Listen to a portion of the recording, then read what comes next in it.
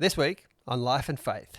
It is a very unique experience, really, in human history to see across such different national settings and cultural settings the same outpouring of community spirit and gratitude and generosity. And, right at the beginning, we saw the pictures of Italians on their balconies connecting with each other, singing the national anthem and trying to sort of connect across distance. There are so many great stories of the way in which people are reaching out to those in their community who are most in need. We have entered into an amusing ourselves to death moment in history. It doesn't make sense to me. If there is God, God's supposed to be free. I was 100% sure that I was sacrificing on the altar of truth my only chance for happiness in this world. Miracles don't necessarily change anybody's mind. They just get their attention. And so I had to run with my child on my back, the ESA army coming behind us. I said, gee, Uncle George, this is luxurious for a communist. Son, he said, nothing's too good for the worker, nothing.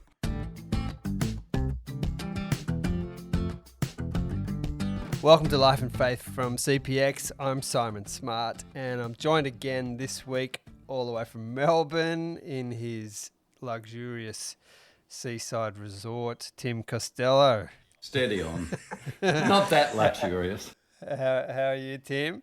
Oh, I'm good. I'm sort of feeling like Groundhog Day, 4 weeks of one day blurring into the next day and trying to remember routine, rhythm, clarity, when there's not really a reason to get out of my pajamas. Well, I'm looking at you on Zoom, and I'm pleased you are out of your pajamas. Well, I've got an athlete's body. You should know that, Simon. Well, exactly. It is a strange time, though, for a lot of people, isn't it?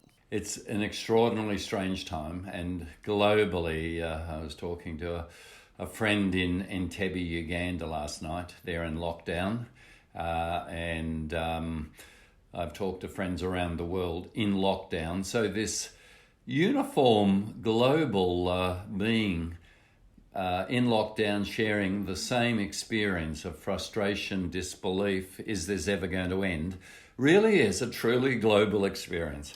Like nothing we've ever had, isn't it? I feel like, especially growing up in Australia, there's all sorts of terrible things that happen around the world, but they always seem somewhere else.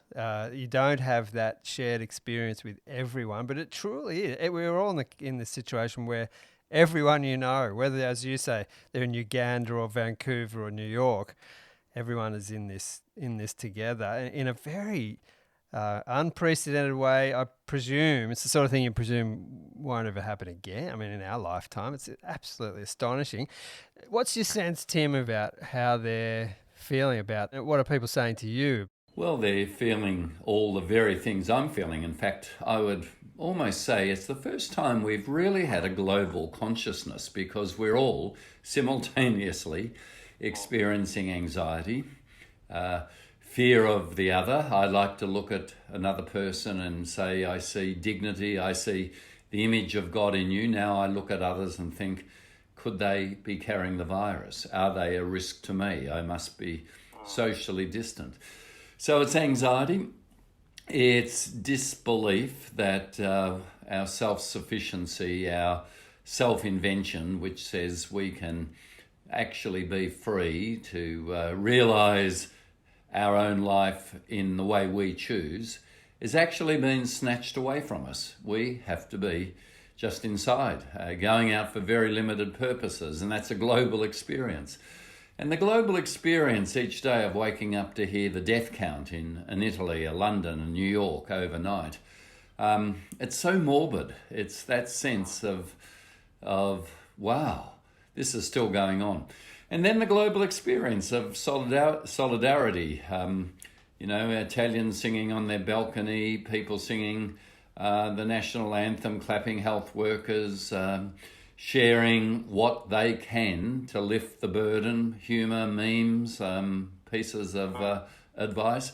It really is a global experience, and I'm experiencing it that way with my friends around the world and my friends here in Australia. Well, we're going to talk to Tim Dixon in a moment. Tim's been on Life and Faith before. He's a friend of CPX. He's an interesting character. He's done some really fascinating things in his life, including being a speechwriter for the former Prime Ministers Kevin Rudd, Julia Gillard. He was involved in politics for a long time. He's now working, well, based in London, but he travels all over the place. Not at the moment, of course, but he with an organisation called More in Common. Tell us about that, Tim.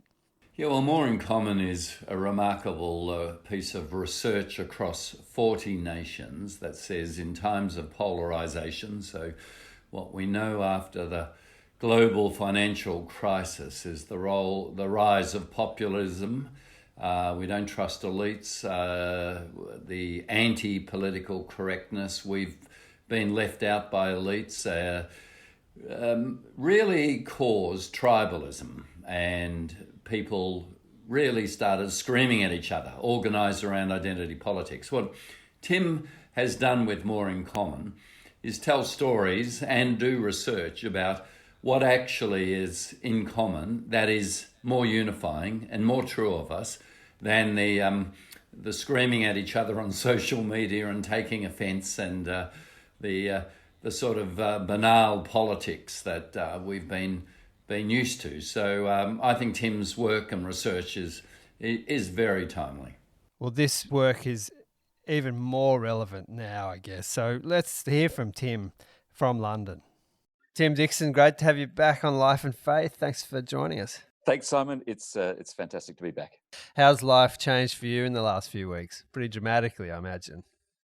Well, I spend a lot of my time travelling because the More in Common's work is across 4 different countries, and you know we do stuff in other places as well. So I got to say, it's the first time in, I think, since before I was working in politics, which is 16 years ago, that I have not been getting on planes, that I've actually been in the one city even for a period of a month or more. But I'd say like the most enduring memory. I mean, I was interested in seeing some research today that only 1 in 3 people in the industrialized world is actually working from home. So those of us who are in that situation, the Zoom calls from sort of morning, noon, and night dominate our lives. Those of us who've got kids, also dealing with another level of complexity and homeschooling and all of those things.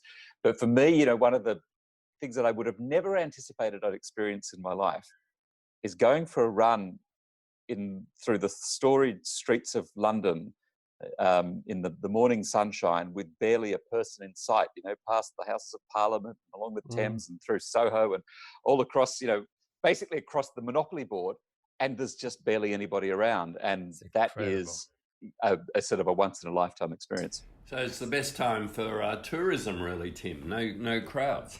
Yeah, I'm not sure that the government would encourage that message. And how are you coping? How are you finding it just within yourself? Oh, I'd say, I mean, look, I'm in an unusual position that, I've spent the last few years working on these issues of what drives us apart as societies, what can pull us together. And this is a rare window of, alongside the profound tragedy, it's a little bit like going through a war. It is also crises and emergencies bring people together. So we're actually really busy working at sort of lots of levels, trying to contribute to work and strategies and trying to think of how do we make sure that the best parts of this moment, when people are experiencing a sense of community, a sense of a common good, a sense of purpose in working together, how do we capture some of these moments and not lose them, not allow us to forget them on the other side of this pandemic? You mentioned some of the sense of community and things we have in common. This is a great interest of yours. What are some of the more positive elements of this that you've seen already? Well, I think it is a very unique experience, really, in human history, to see across such different national settings and cultural settings the same outpouring of community spirit and gratitude and generosity. And right at the beginning, we saw the pictures of Italians on their balconies, connecting with each other, singing a national anthem and trying to sort of connect across distance. But more generally, there are so many great stories of the way in which people are reaching out to those in their community who are most in need. all the way from in India, where you've got a lot of daily wage workers. They're being helped by an initiative started by young Indians to provide aid packages to them. In the United States, the Hospital Hero Initiative, which is cooking food for hospital workers who are exhausted at the end of incredibly long shifts. There's an 8-year-old in the US who started WePals as a virtual play dates. There's the example in Prague of the students who've started this initiative for babysitting the kids of doctors and nurses. In Latvia, there was a hackathon to create a smarter, quicker, more efficient way of making face shields. Just tonight, I was in London. I was out, almost run out of milk. I went to local supermarket, and it was just turned 8 o'clock. And at 8 o'clock every night across the country, people stop to clap. They walk outside wherever they are, and sure enough, all the supermarket staff do. And this has been happening now for the last 3 weeks across the UK. It's very much the sort of Blitz spirit, the wartime spirit here, despite the huge sort of tragedy. There's the appreciation for the NHS, the health workers. So I just think this is a remarkable moment in we're seeing the same spirit and particularly focusing on gratitude for those who are putting themselves on the front line and putting their own lives at risk, often the health workers, but also the community spirit of all these little micro communities, the WhatsApp groups, the Facebook groups, the street groups, etc., where people are reaching out to each other and trying to find if there's anybody in their own local community who needs medicines, who needs food. I mean, it's just hard to imagine this happening in any other context. I guess we are profoundly globally connected. A downside of that is that when there's a disease, it spreads really quickly. But we're also connected in a different way. And I think the digital connection is enabling us to reach out even in isolation. It's interesting, Tim. Your theme has been more in common. It sounds like a COVID-19 pandemic is perfect for more in common. Suddenly we discover our connections, and even in the political sphere, you follow Australian politics, you've seen the love fest between Sally McManus, head of the unions, and Christian Porter, the Conservative Industrial Relations Minister. Are we seeing more in common even at this political level? Yeah, I think the political experience is different from one country to another. So I actually think Australia has done very well. And I think there's a tremendous sense of public relief. What we've been finding in the conversations we've been having with tens of thousands of people across Western countries in the last few years is part of people's exhaustion with politics and public affairs is just the unnecessary, the sort of useless, futile, constant conflict between people and politics. And that, I think in Australia in particular, I think that's been suspended. I think the same thing is true in the UK. And so that's one part of it. I think just the relief in politicians sort of getting down to business. I think there's also an appreciation for politicians respecting scientific authority, medical authority, and having the humility to not say they're better or smarter than the authorities who with the expertise in disease control. Boris Johnson, for example, in the UK, he's been a polarising figure given his role in the Brexit debate. He did something really good right at the beginning of the crisis here, just in terms of communications. He sat down and did an interview with one of the top doctors in the United Kingdom. And he set himself up, though he's a leader, he set himself up as, in a sense, the kid being tutored by the teacher, and respected that. And that way that it's played out, I think it's one reason why the Conservatives in the United Kingdom have the highest popularity they've ever had. Now, a contrast to that is the US, where there's been a much more confusing style of leadership from President Trump. But what's interesting, we've just done this quite detailed research across the US in the last couple of weeks, and the country's very divided on Trump, and large numbers of people are dissatisfied with his performance, but it still hasn't stopped the solidarity. We're still seeing in the US, 9 out of 10 people say we're all in it together. And so there is this interesting moment where the politics in some countries, I think it's playing out well, in other places, not so much, but there's still this sense of people coming together regardless of that. And that is it means that there's a sort of a change in the mood all around the world, all around the Western world, even when the politics doesn't necessarily right it itself.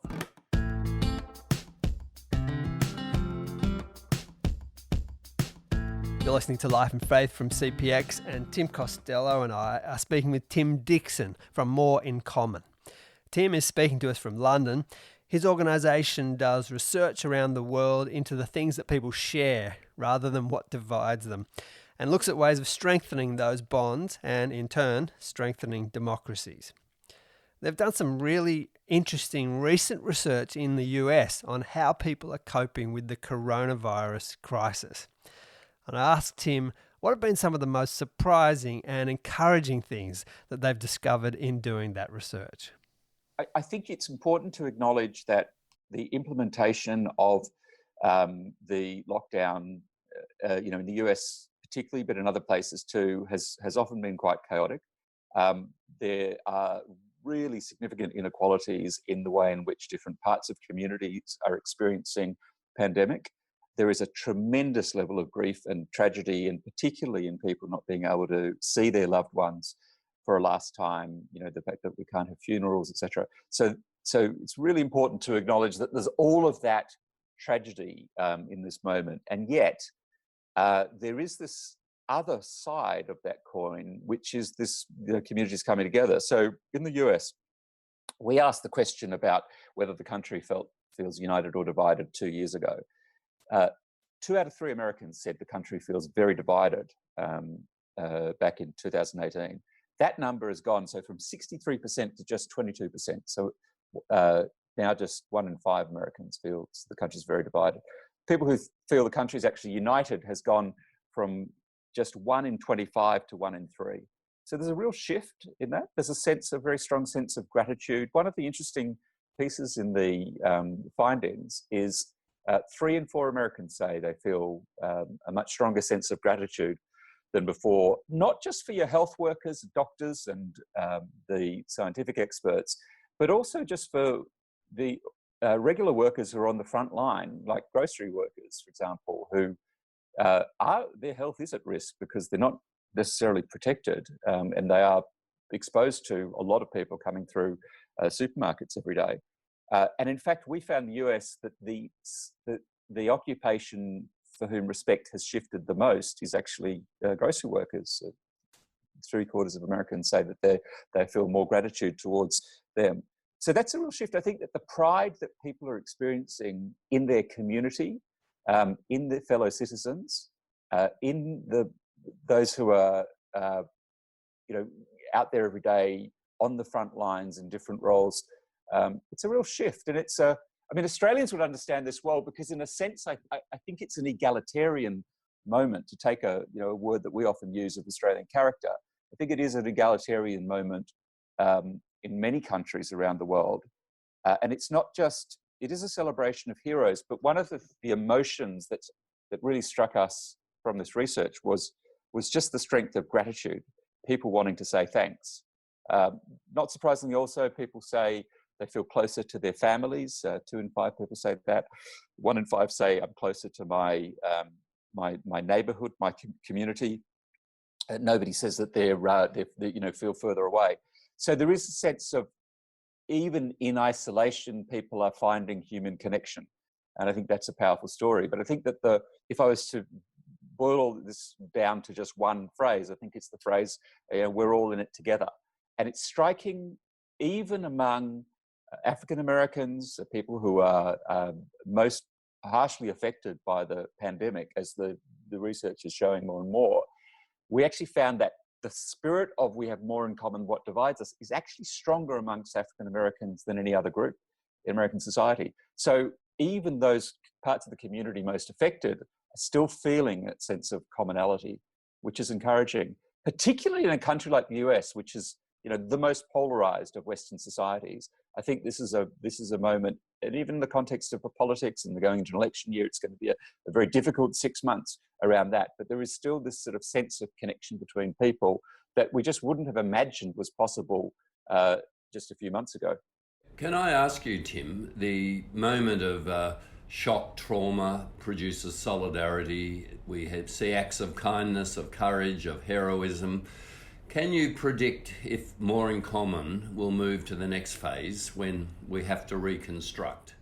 It's a great question, and Tim, you know it from your experience with emergencies and disaster relief in lots of parts of the world. There is a pattern where you go through a phase of heroes and that honeymoon experience around communities bonding and a sense of optimism about the fact that we will return to normal, hopefully fast.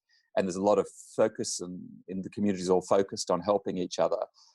And then when you do have something of the return to normality, there often is a phase of disillusionment where we realise the limits of disaster assistance and the fact that there are gaps that will never close between people's need and our capacity to help, and that the road to recovery can be slow. So I think that we should anticipate that will happen, and that it's going to happen. It's going to be manifested, especially around joblessness and the economic impacts. I think there are really clear pointers about how our societies deal with this in the next couple of years.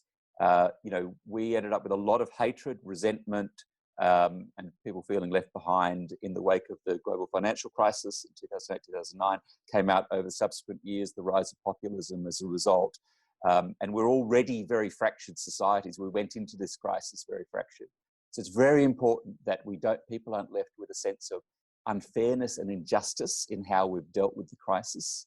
And that's going to require real attentiveness and leadership from political leaders. And I think that the story that we tell ourselves about how we pulled through is really, really important. We need to capture and preserve pride in these moments of sacrifice and community solidarity, and find ways to continue to tell ourselves that story as we go through what's going to be a tougher road ahead in the next few years. And that's something that we're doing a lot of thinking about. That how do you capture that story and make it the story of who we can be together, that we can find meaning and purpose and satisfaction, and something more than just individual fulfillment that you get from pursuing the almighty dollar, but there's something bigger than that. And I think a lot of people are feeling that right now, but we need to make sure we don't lose it in the long road that lies ahead. I saw a statistic, I don't know how accurate this is, but that there'd been people going on to online church services has meant a 300% increase in church attendance. I'm not sure what to make of that. But nonetheless, there seems to be, these periods, they throw up interesting questions for people, don't they? No, they absolutely do. Well, I think that there's something very interesting happening in the way in which churches have moved community online, and how the more innovative ones are doing more than just services. They're actually thinking about their whole structures of how they connect. In some ways, I think actually Faith World has probably been, because there is the habit and the practice long established of meeting weekly, going to church weekly, that the Faith World has been behind in adapting to the digital world. And this is forcing change in a way that's actually probably quite positive. The numbers attending online services is quite fascinating. I mean, I've been reflecting on this a bit because because I've lived in different places, I've had different church communities to be a part of. I've kind of been able to visit all of them in the last few weeks because everybody's gone online. So, and if you don't like your local sermon, you can flick to another one. That's right. Well, and if you've lived in different time zones, you can sort of start attending on a Saturday night and you're still doing the same thing 24 hours later. So yeah, I think that's interesting. I think there's many aspects to it. I mean, there's a whole piece about people's own daily routines. So I think there's people are reflecting on mental health. They're reflecting on spiritual practice. People are seeing the value in routines, in daily routines. I think this is something of a revival of interest in liturgy, in a sense. The liturgy, some of the more traditional things. It's made me think about, we are normally in our lives, we are used to tremendous variety and diversity and, lots of interesting experience and day to day. And we're forced in this situation into a very repetitive lifestyle if we're kind of locked in our houses. Obviously, we have, all of the entertainments, the digital access, etc.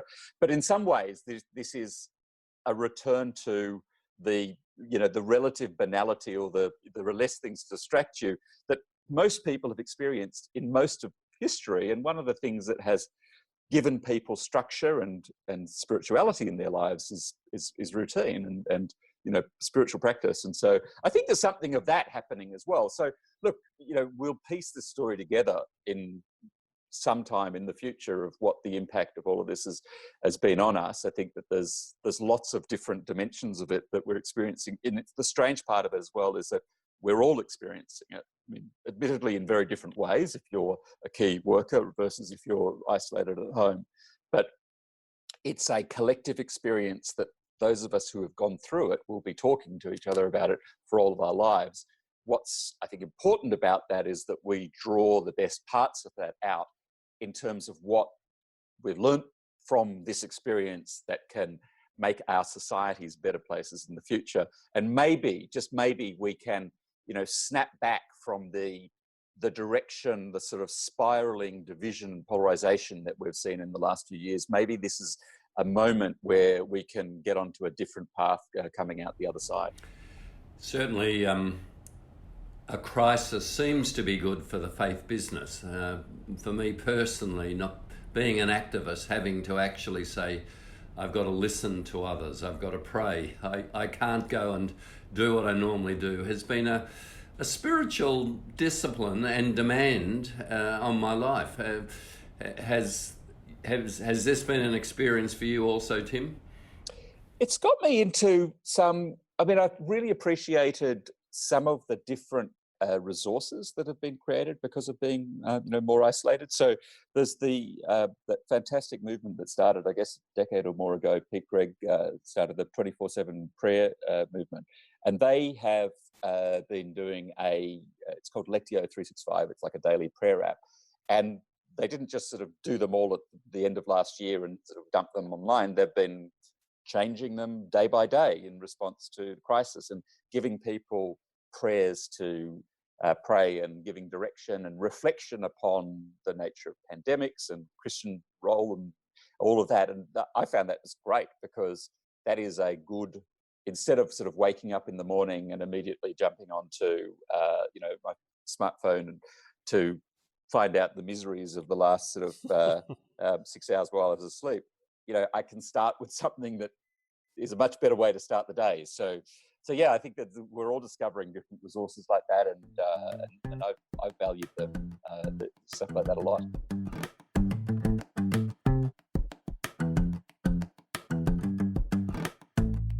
That was Tim Dixon from London. He is the co-founder of an organisation called More in Common, and his work's getting more and more relevant for today, I think, Tim. Now, this whole period, there's all sorts of ways it's unfolding, and it'll be, we're all fascinated by how that's going to roll out.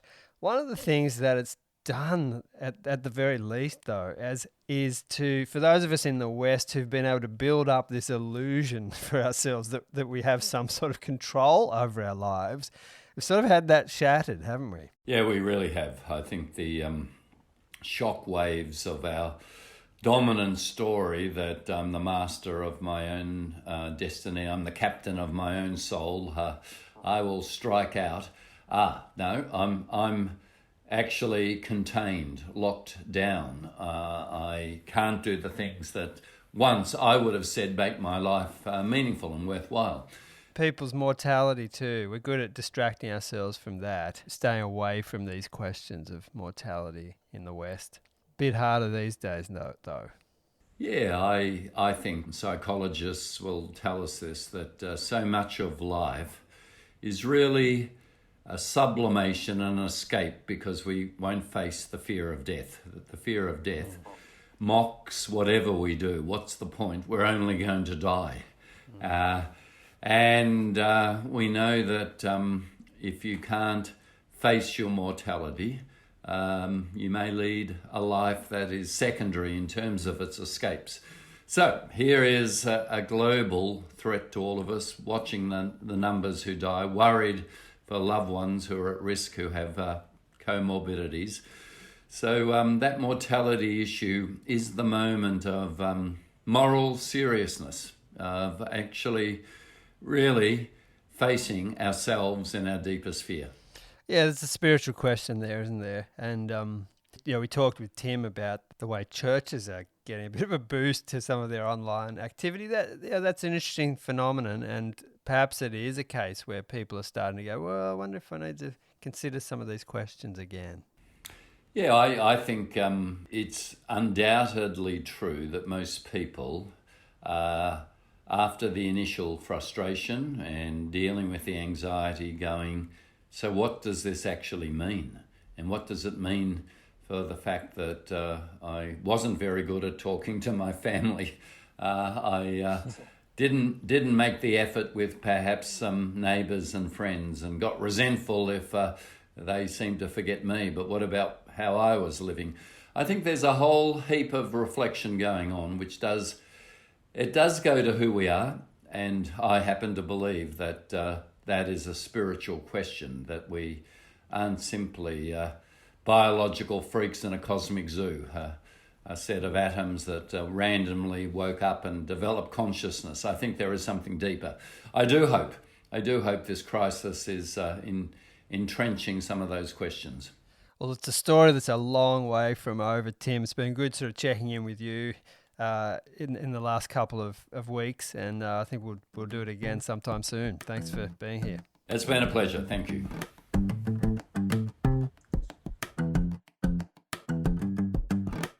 This has been Life and Faith from CPX with me, Simon Smart, and Tim Costello. A really special thanks today to Tim Dixon from More in Common. Next week.